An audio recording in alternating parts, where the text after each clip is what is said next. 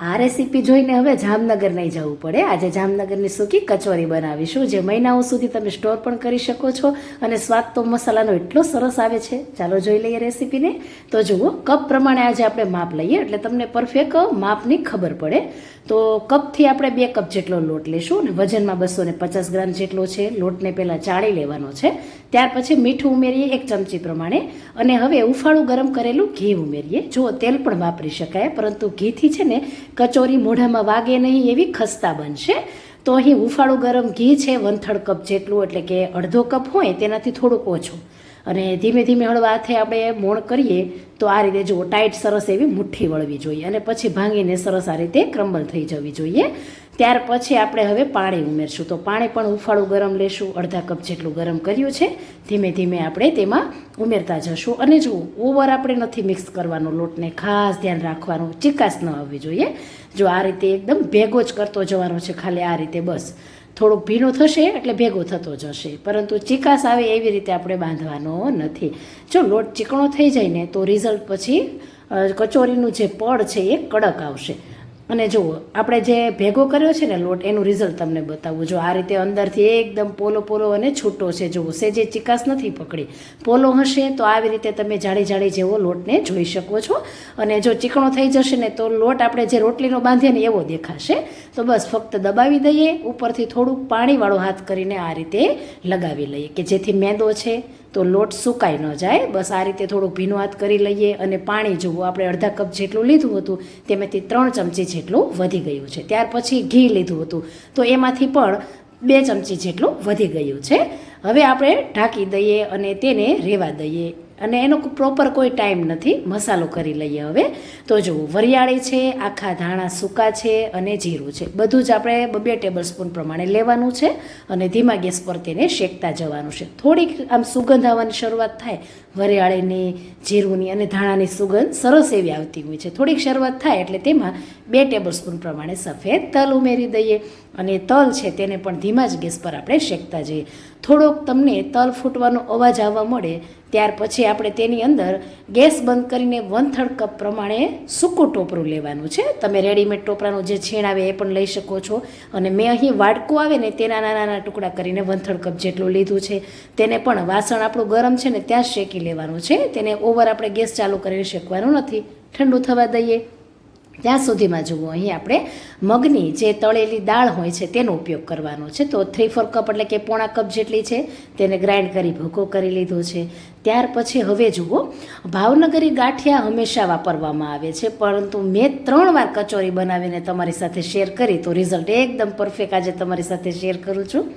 તો ચવાણું લેજો, ગુજરાતી ચવાણું. ત્યાર પછી ખાંડ ઉમેરીએ, કેમ કે સૂકી કચોરી હોય એ ખાટી મીઠી ને એવી હોય છે. તો 4 ટેબલ સ્પૂન પ્રમાણે ખાંડ ઉમેરશું. જો વધારે તમને સ્વીટ ગમે તો 6 ટેબલ સ્પૂન જેટલી લઈ શકો છો. તો તેને પણ જો આ રીતે ભૂકો કરી લેવાનો છે. અને ભૂકો આપણે આ રીતે એકદમ સરસ ઝીણો જ કરવાનો છે. ભાવનગરી ગાંઠિયામાં ઓવર ટેસ્ટ નથી હોતો. જ્યારે તમે ગુજરાતી ચવાણું લો તેમાં એટલો સરસ ઓવર ટેસ્ટ હોય છે. એટલે સૂકી કચોરી છે ને તમે ફરસાણેથી લાવશો ને એવો જ ટેસ્ટ આવવાનો છે. હવે મસાલા ઠંડા થઈ જતા તેને પણ ગ્રાઇન્ડ કરી લીધા છે. ત્યાર પછી એક એવું ઇન્ગ્રીડિયન્ટ્સ તમને આપું છું કે જેનો ટેસ્ટ એટલો સરસ આવવાનો છે. તો તજના ટુકડા છે તેને ધીમા ગેસ પર શેકી લીધા હતા. અને અહીં મારી પાસે 1 ટેબલ સ્પૂન જેટલો તજનો પાવડર છે. તો પહેલાં 1 ટેબલ સ્પૂન જેટલો ઉમેરું છું, ત્યાર પછી જરૂર પડશે તો વધારે તમને કહીશ કે ઉમેરું છું કે કેમ. તો 2 ટેબલ સ્પૂન જેટલા આપણે કશ્મીરી મરચું ઉમેરી દઈએ, કે જેનો કલર કચોરીનો જે આપણે સ્ટફિંગ છે એનો એટલો સરસ આવશે. તો ખાસ ઉમેરવાનું છે કશ્મીરી મરચું. ત્યાર પછી આપણે 1 ચમચી પ્રમાણે લઈ લેવાની છે હિંગ. અને હવે અડધી ચમચી પ્રમાણે લઈ લેવાની છે હળદર પાવડર. ત્યાર પછી અડધી ચમચી પ્રમાણે લેશું મીઠું. તમારા સ્વાદ પ્રમાણે પણ ટેસ્ટ કરીને ઉમેરી શકો છો. 1 ચમચી પ્રમાણે ગરમ મસાલો અને 1 ચમચી પ્રમાણે વરિયાળી ઉમેરી દેવાની છે. સાથે જ 1 ટેબલ સ્પૂન પ્રમાણે તલ. બંનેનો ક્રન્ચી ટેસ્ટ મસાલામાં ખૂબ સરસ આવે છે. એવું નહીં કે આપણે આગળ ઉમેર્યું છે તે કેમ ફરીથી ઉમેર્યું, તો એનો ટેસ્ટ આખા દાણાનો સરસ આવશે. હવે કાજુ છે તો એ પણ મેં 3 ચમચી જેટલા ઉમેર્યા છે ટુકડા. અને સૂકી પીળી દ્રાક્ષ છે, જો બહુ મોટી હોય તો ટુકડા કરી લેવા, તે પણ 3 ચમચી છે. ત્યાર પછી આંબલી છે. તો અહીં આંબલીનો પલ્પ છે અથવા તો આંબલીની ચટણી પણ તમે લઈ શકો છો. તો અહીં મારી પાસે આંબલીની ચટણી છે. તો એને જો આપણે થોડી થોડી ઉમેરતા જઈએ. એવું નથી કે આપણે અમુક માપ પ્રમાણે જ ઉમેરી શકીએ. તમે સરસ રીતે જે કચોરીના બોલ્સ હોય છે વાળી શકો એકદમ આરામથી, એટલું ઉમેરવાનું છે. તો ધીમે ધીમે કરીને આપણે આંબલીનો પલ્પ ઉમેરતા જશું અને એમ કરીને અડધા કપ પ્રમાણે આપણે ઉમેરી દેવાનું છે ધીમે ધીમે. આસાનીથી તમે ગોળી વાળવા જોઈએ. સહેજે એમ નહીં કે થોડું ભીનું થઈ ગયું છે ને વળી જાય છે, એમ નહીં. જ્યારે કચોરી વાળવા જશો ત્યારે આ બોલ એકદમ ડ્રાય થઈ જશે, એટલે સરસ રીતે ભીના બનાવજો. અને જ્યારે તળાશે ને ત્યારે એકદમ ડ્રાય થશે. એટલે ખાસ કરીને ચટણી તમે આસાનીથી બોલ વાળી શકો એ પ્રમાણે ઉમેરજો. જો થોડું પણ તમને ચટણી ઘટશે તો જે મિશ્રણ છે તે કઠણ હોય ને કઠણ થતું જશે. એટલે જે ટિપ્સ આપું છું એ ફોલો કરજો. હવે જો લોટ પણ સરસ એવો રસ લઈ ચૂક્યો છે. જે મીઠું ઉમેર્યું હતું તેના દાણા પણ ઉપર દેખાય છે. હવે લોટને મસળવાનો નથી. થોડો થોડો આપણે લોટ જે પ્રમાણે કચોરી બનાવવી હોય એટલો પ્રમાણમાં લેતા જશું. અને જો આ રીતે જાડું લૂવું કરીશું એટલે કચોરી છે ને એ એકદમ પાતળી નથી હોતી, થોડીક ભરી હોય છે, એટલે કે થોડીક જાડી હોય છે. જો એક અંગૂઠો છે તે કિનારી ઉપર રાખો, બીજો અંગૂઠો છે વચ્ચે મિડલમાં મૂકો, એટલે વચ્ચેથી પણ પટલી થતી જશે અને તમારી કિનારી છે એ પણ એક સમાન થતી જશે. તો આ રીતે કચોરીને રાઉન્ડ બનાવો. ત્યાર પછી જે આપણે ગોળ બોલ્સ બનાવ્યા છે સ્ટફિંગના તે અંદર મૂકી દેવાના છે. અને ફરતી પહેલાં જો આ રીતે બધી જ કિનારીએથી વચ્ચેની બાજુ બધો લોટ ભેગો કરી લ્યો, એટલે સરસ એવો જો આ રીતે સેન્ટરમાં બોલ્સ આપણો આવી જશે. અને હવે આ રીતે કરવાથી બધો જ લોટ ઉપરના ભાગમાં ભેગો થઈ જશે. અને ત્યાર પછી જે કાંઈ વધારાનો લોટ તમને એમ લાગે કે વધારે છે તો આ રીતે આપણે કાઢી લેવાનો છે. આ રીતે ટોચ વડે અને ઉપરથી જેટલો વધારાનો લોટ હોય એટલો આપણે કાઢી લેવાનો છે.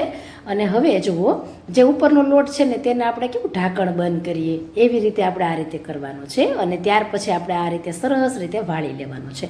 જુઓ લોટ એકદમ કઠણ નહીં રાખવાનો, તો તમે વાળી નહીં શકો. તો આ રીતે આપણે કચોરીને વાળી લેવાની છે.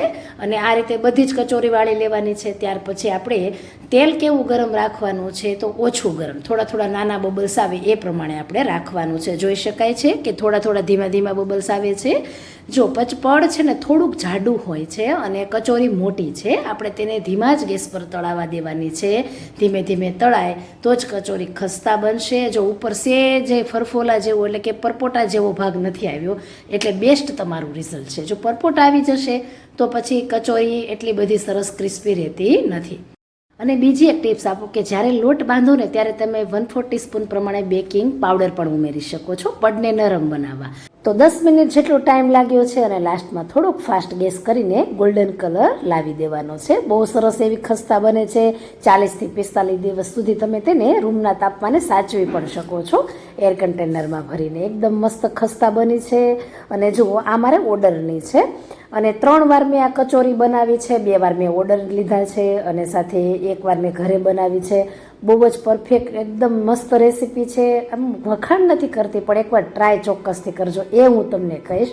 કેમ કે એકવાર જો ટ્રાય કરી લેશો ને તો ક્યારેય ફરસાણની લાવવી તમને નહીં ગમે. બહુ જ ટેસ્ટી છે. ટ્રાય કરજો, શેર કરજો.